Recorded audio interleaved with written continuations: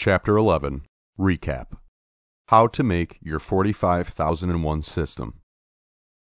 First of all, congratulations for getting so far. If you completed all the 10 lessons before, it means that you have a good idea of what it really means being 45001 certified.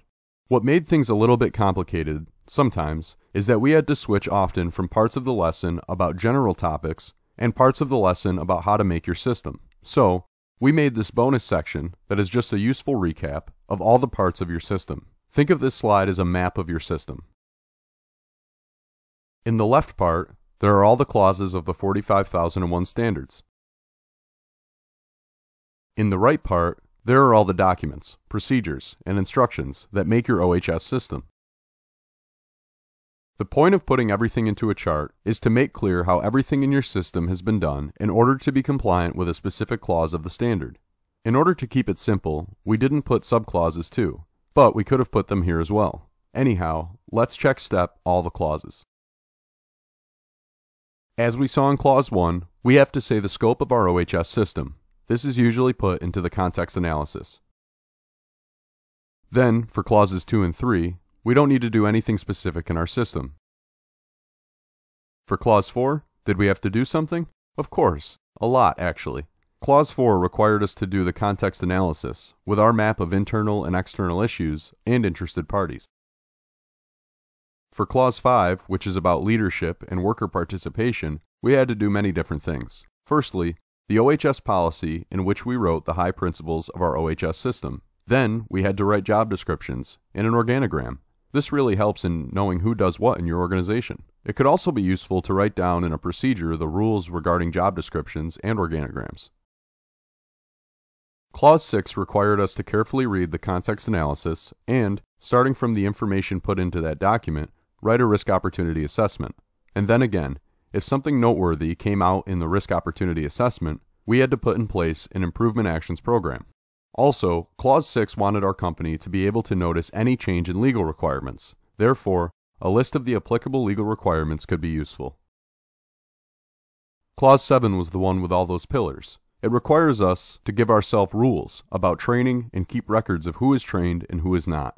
Hence, a procedure about training could be useful.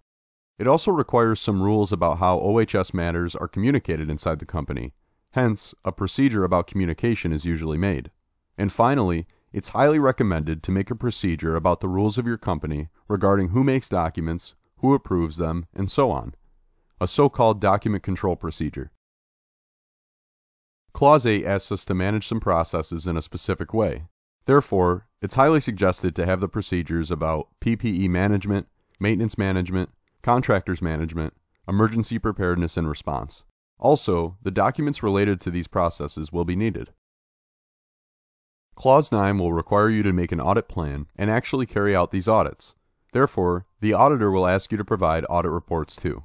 Also, Clause 9 talks about management review, so it requires you to make these meetings and be able to provide the documents related to these meetings. Finally, with Clause 10, the standard asks us to have a tool to manage negative events through corrective actions. Okay, then does it seem too much?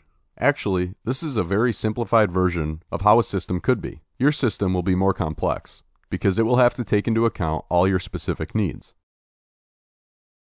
So, with this slide, the course reached its end. We reached the top. Well done.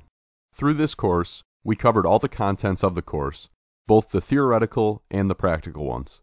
So now you know in good details what a management system is, and, of course, you know what an OHS management system is.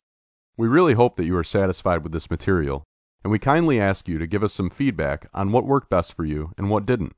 In Occam Consult, we firmly believe in continuous improvement, so your opinion is quite precious to us. If you have any specific question, don't hesitate and just write us directly at occam@occam-consult.com. Thank you.